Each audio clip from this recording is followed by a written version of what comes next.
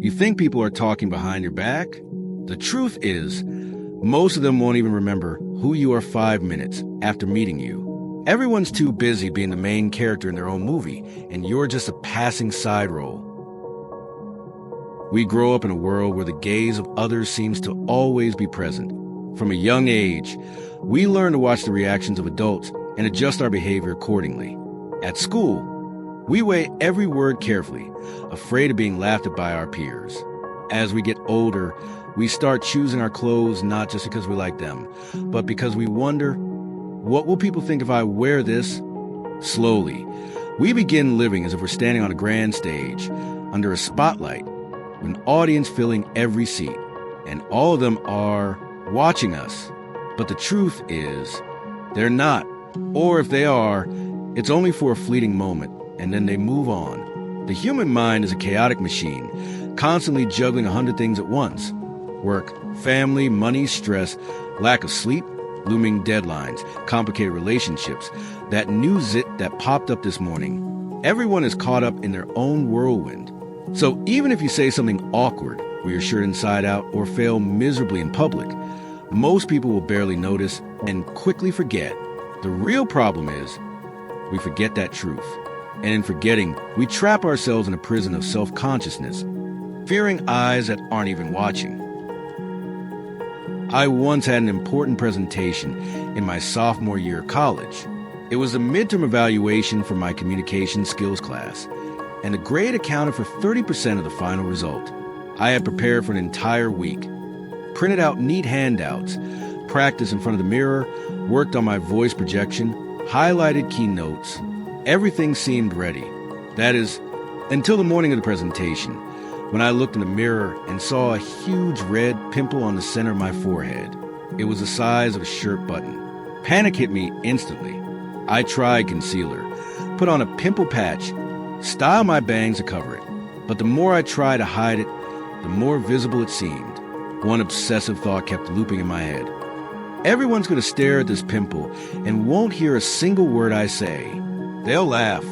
I'm going to blow it. When I walked into the classroom, a group of girls near the door looked up. One of them whispered something and chuckled softly. My heart pounded. They saw it. They're talking about the pimple. Damn it. The presentation went by in a haze of distraction. I stumbled a few times, messed up the structure, and finished earlier than planned.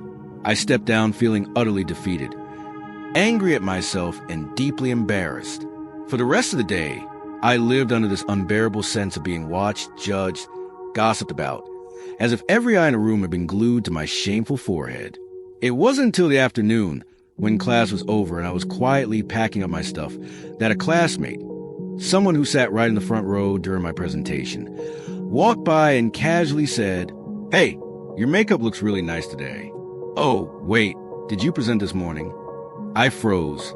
He had been sitting just a few feet away, watching me the whole time, and didn't even remember I had presented, let alone notice the pimple, let alone the imaginary scorn I had tortured myself with all day.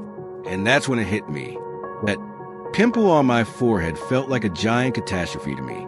But to the rest of the world, it was nothing. People don't care. They don't notice. They don't have the time. We act like we're standing on a stage. But in reality, the audience is empty. Everyone else is busy starring in their own play. The human mind has a strange and sometimes hilarious tendency. It often exaggerates its own significance in the eyes of others. This isn't just a quirk of personality. It's a well-documented psychological phenomenon known as the spotlight effect. In simple terms, it's the feeling that there's always a spotlight shining on you, and that everyone around is watching, judging, silently mocking, or whispering about you. But the truth is, they're not watching. They're not remembering. They don't care. One of the most famous studies on this effect was conducted by psychologist Thomas Gilovich at Cornell University and his colleagues. In a well-known experiment in 2000, they asked a group of college students to wear a t-shirt featuring Barry Manilow, a singer considered outdated and cringeworthy, then walk into a room full of strangers who were participating in an unrelated survey. Afterward, the researchers asked the students, "How many people do you think noticed and remembered the awkward shirt you were wearing?" The result? The students estimated that nearly 50% of the people would have noticed, but in reality, only around 23% did. We are the center of our own universe, but not the center of anyone else's. Thomas Gilovich, The Spotlight Effect in Social Judgment, Journal of Personality and Social Psychology, 2000. It's a gentle slap to the ego and a powerful antidote to our fear of being judged. Have you ever replayed an awkward conversation in your head 100 times? Have you ever laid awake wondering, did I sound stupid when I said that today? Or did people watch me walk away and silently snicker? Those thoughts don't mean you were wrong.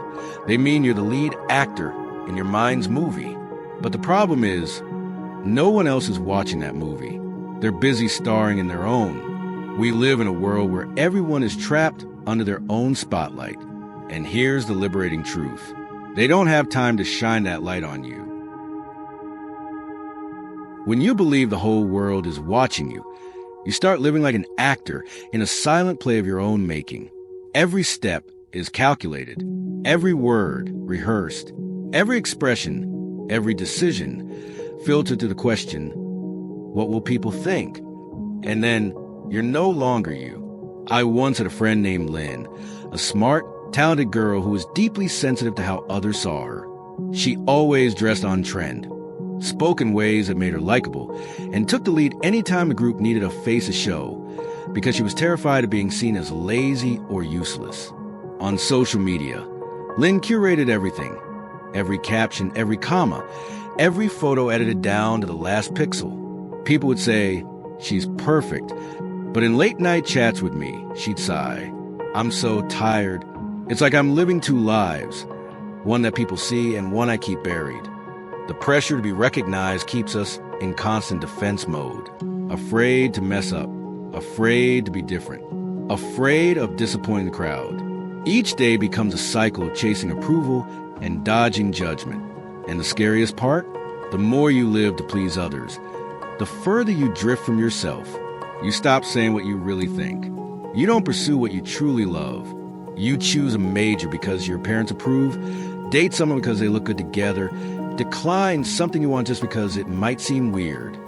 And little by little, the real you, your raw, unedited self, is shaved down, reshaped, and sanded away until you no longer recognize who you are. And do you know the most ironic part? The people you fear are judging you. Most of them don't care. You strain to be admired, while they're busy stressing over deadlines, fighting with their partners, or, just like you, trying to hold it all together. Society is one giant stage with millions of people performing. No one has time to be anyone else's audience. Everyone's just trying to keep their own act from falling apart. So what are you exhausting yourself for? To impress an audience that isn't even looking? The truth might feel a little disappointing at first. People don't think about you as much as you think they do. But once you accept that truth, it becomes a gift, a kind of liberation. You're not being watched. You're free. And when you stop living to please others, something magical happens. You start living for yourself. You'll realize you don't have to reply to every message instantly just to avoid seeming cold. You don't have to post vacation photos or fancy check-ins just to prove you're doing great. You don't have to say what's polite or what's trendy or pretend to always be busy to seem valuable. You can be quiet. You can fail. You can be awkward, out of sync, slower than others, and still be at peace. I'm not saying this as someone who has fully escaped the spotlight in my mind, but as someone still learning to step off the stage, one day at a time. Some days, I still sneak a look at who viewed my stories. I still wonder if people think I'm weird for saying something honest. But then I remind myself, everyone's busy dealing with their own world. And the moment I stopped trying to be important in everyone else's eyes, I became more important in my own. You'll stop caring so much about what others think of you. When you have something greater to care about, a purpose you love, a value you believe in, a life you've chosen for yourself, that's when you're no longer an actor in society's play, but the writer, the director, the lead character in your own real story. And maybe that's the only stage truly worth showing up for. There's a famous quote by Roman Stoic philosopher Marcus Aurelius. We all love ourselves more than other people, but care more about their opinions than our own. That's the strange world we live in. A world where everyone's trying to seem okay, to look better, be better, become more admirable, just to be accepted, noticed, and deemed enough. But ironically, that very pursuit pulls them further away from who they truly are. Have you ever asked yourself, if no one were watching me, would I still live this way? If there were no compliments, no likes, no praise, would I still try so hard for this? What seems like a simple question is actually one of the most powerful truth tests for your motivation. It helps draw the line between what you genuinely want and what you're only pretending to want for the sake of others' approval. At the end of the day, you're the one who has to live with yourself. Through every long night and every morning you wake up, no one's will be there forever to applaud you. No one can live your life for you. And no one else will carry your sorrow when you're lost in a life shaped by other people's expectations. So ask yourself, who are you living for? And what for? The answer isn't to become selfish. It's to become honest. Honest with your real feelings, with your true desires, with the values you actually believe in. No need to be loud about it. No need to prove anything. Just real enough and close enough to yourself that you can sleep peacefully at night. Now imagine this. One day, you wake up, look in the mirror, and see no one else there but you. No filtered judgment, no audience, just you in your purest form. Wouldn't it feel easier to breathe? Wouldn't life feel freer, fuller, when you no longer have to perform? You don't need the world to validate you. You just need to validate yourself. And if you truly want to be remembered, let it be not because you try to please everyone, but because you live so authentically that others felt inspired to do the same. Because in the end, the world doesn't think about you as much as you imagine. And that's exactly why you can start living freely right now. We often worry about what others think of us. But the truth is, most people don't really care. Everyone is busy with their own world, their own worries, their own role to play. Only when we stop living to please others do we begin to live authentically, with freedom and peace. Life isn't a stage to perform on. It's a journey to understand and accept yourself. You don't need the whole world's approval. You just need your own. That's what true freedom really is. Thank you for staying with me until the very last seconds of this video. If you've ever felt anxious about how others see you, if you've ever doubted yourself over a small mistake, or if you've ever exhausted yourself trying to live up to society's expectations, please know you are not alone. Leave a comment below if you saw yourself in this story, and if you've had a similar experience, a moment of realization where you finally saw how long you've been living for others. Don't hesitate to share it. Your story might reach someone who needs it and help them wake up to their own truth. If this message resonated with you, please give it a like, subscribe to the channel, and share it with someone who might need to hear this today. Your support means the world, and it's what keeps me going to create more honest, healing content like this.